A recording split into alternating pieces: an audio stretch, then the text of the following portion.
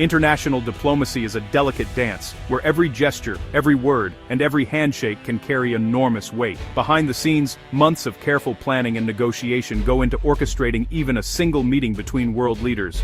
But sometimes, a single misstep, intentional or not, can shatter months of progress in an instant, leaving both sides scrambling to pick up the pieces.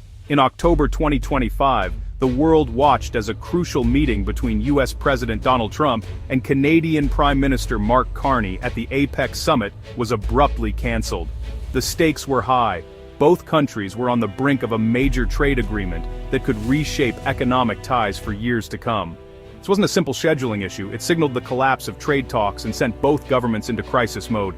The sudden cancellation left officials, journalists, and citizens alike searching for answers. Canadian officials believed they were close to a breakthrough, convinced that compromise was within reach after weeks of intense discussions and late-night calls. They had prepared detailed proposals and were ready to make last-minute concessions, hoping to secure a deal that would benefit both nations.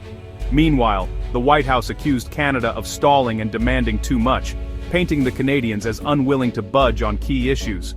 Tensions simmered just beneath the surface, with both sides blaming the other for the impasse. The cancellation exposed deep mistrust and set the stage for a dramatic confrontation, as officials from both countries faced off in front of the world's cameras. Suddenly, two close allies found themselves in a diplomatic crisis, with hopes for a quick resolution dashed and uncertainty looming over the future of their relationship. The real cause of the breakdown, however, wasn't in the negotiating room. It was about to play out on American TV screens, revealing just how fragile even the strongest alliances can be when politics and public opinion collide. The spark that ignited the crisis wasn't a failed negotiation or a backroom deal gone wrong. Instead, it was something far more public and far more provocative. The world watched as tensions simmered, but few expected that a single television ad would become the match that set everything ablaze. The ad, funded and championed by Ontario Premier Doug Ford, was a bold move.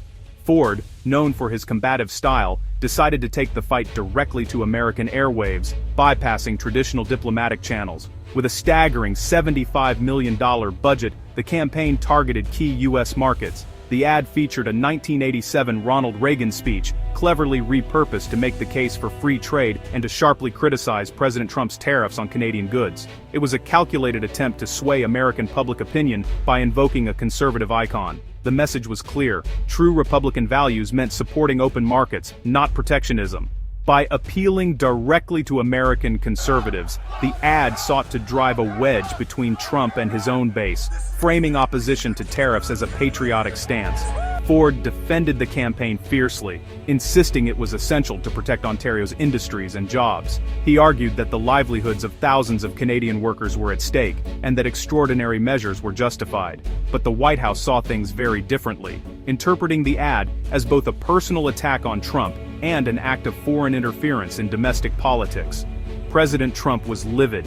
He believed the ad twisted Reagan's legacy to undermine his own authority, and he saw it as a direct challenge to his leadership. The president's anger was palpable, fueling a sense of betrayal and escalating the conflict. For Trump, this was the final straw.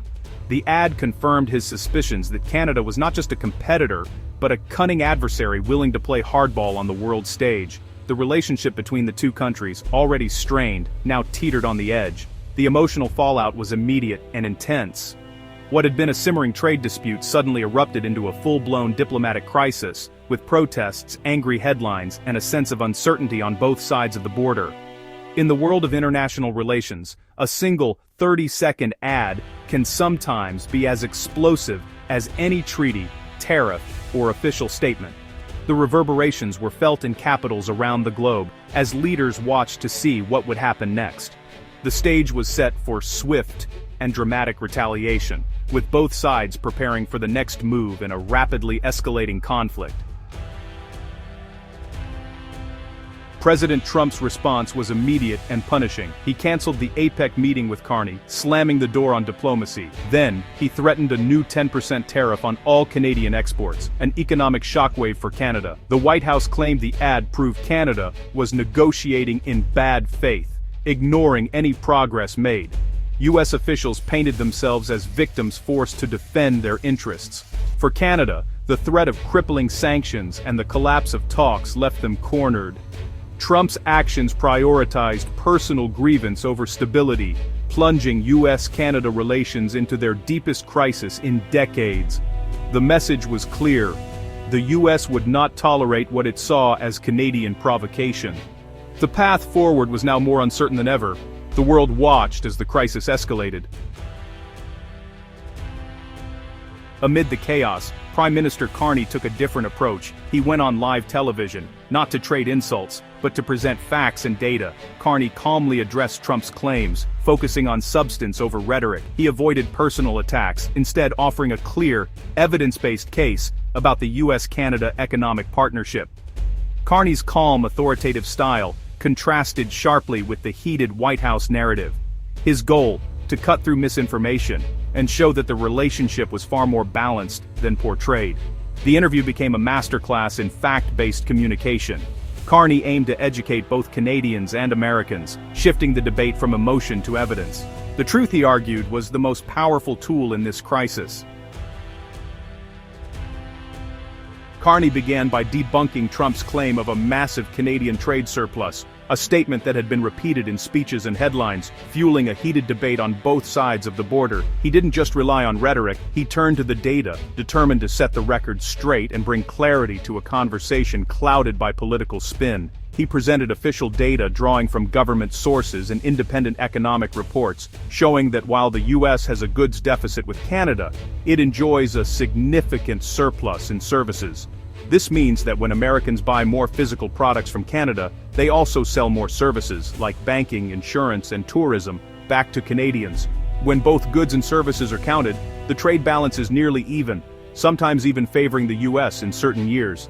This paints a much more nuanced picture than the one often presented in political debates, where only goods are considered and the broader economic relationship is ignored. Carney used a simple analogy: focusing only on goods is like looking at half a company's finances and ignoring the rest. It's an incomplete view that can lead to misguided decisions and unnecessary tensions between trading partners. The real story, he argued, is a balanced, mutually beneficial partnership that supports jobs, innovation, and prosperity on both sides of the border. Trade isn't a zero-sum game. It's a complex web of exchanges that help both countries thrive. Carney's fact-based approach shifted the conversation from political soundbites to economic reality. By focusing on the numbers, he encouraged leaders and citizens alike to look beyond the headlines and understand the true nature of the relationship. He exposed the core error driving U.S. policy and public anger, the tendency to cherry-pick statistics and ignore the bigger picture.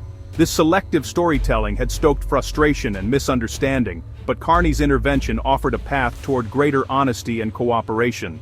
The U.S.-Canada trade relationship, he showed, is not a one-sided loss, but a complex, shared success. Both nations depend on each other for growth, stability, and opportunity, making their partnership one of the most important in the world. By laying out the numbers, Carney challenged the misinformation at the heart of the dispute. He invited everyone to look past the noise and see the facts for themselves, urging a more informed and constructive dialogue. The facts, he insisted, matter more than the headlines. In a world where opinions often overshadow evidence, Carney's message was clear. Only by understanding the real numbers can we build a fair and lasting partnership. Carney then tackled Trump's narrative about the USMCA deal. Trump claimed he forced Canada to capitulate, but Carney described a tough, year-long negotiation. The Canadian team fought hard for key sectors: dairy, culture, autos, and secured major concessions, including protections for cultural industries and dispute resolution. The final deal was a compromise, not a surrender. Carney reframed the story. Canada was not bullied, but stood firm and negotiated as an equal. The USMCA was a testament to tough, respectful bargaining, not American dominance. This counter-narrative was vital for Canadian morale and sent a message to Washington: Canada would not be pushed around.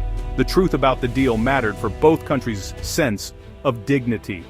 Carney's message: real negotiation means both sides win, and both must compromise. Carney's message went beyond trade numbers. He urged citizens in both countries to value truth and resist misinformation. Healthy democracies and strong alliances depend on shared facts, not political spin. Carney warned that false narratives turn allies into adversaries and erode public trust. He called on leaders and the public to seek reliable information and challenge divisive rhetoric. Upholding the truth, he argued, is a patriotic duty, not a partisan one. For Canada, defending facts is essential to national interest and global stability. Carney encouraged people to be critical thinkers and hold leaders accountable. Only by standing firm on truth, he said, could Canada navigate the crisis with dignity.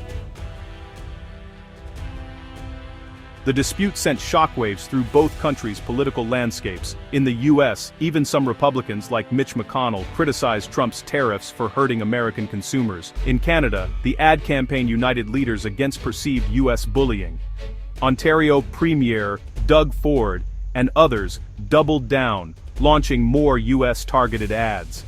The conflict spilled into public spats, with officials clashing openly and demanding apologies. The dispute was no longer just about trade, it became a matter of national pride and political principle. The spectacle of discord between close allies played out in public view. Bipartisan concern in the US and a unified Canadian front suggested Trump's strategy was politically risky. The fallout showed that threats and misinformation could backfire. The future of the US-Canada relationship was now a matter of public debate. This clash wasn't just political theater, it affected real people. Tariffs and uncertainty hurt workers, farmers, and small businesses on both sides of the border. A healthy trade partnership supports millions of jobs and affordable goods. Carney's fact-based rebuttal aimed to protect shared prosperity and prevent harmful policies. Misinformation can turn friends into enemies and trigger economic pain for all. The US-Canada relationship is built on trust, values, and mutual respect. Damaging it with falsehoods would be a loss for both nations. Carney's stand for truth was a call to defend the foundation of cooperation. In a polarized world, facts are the first casualty, so citizens must seek them out. The truth about trade is the key to a stable, prosperous future for everyone.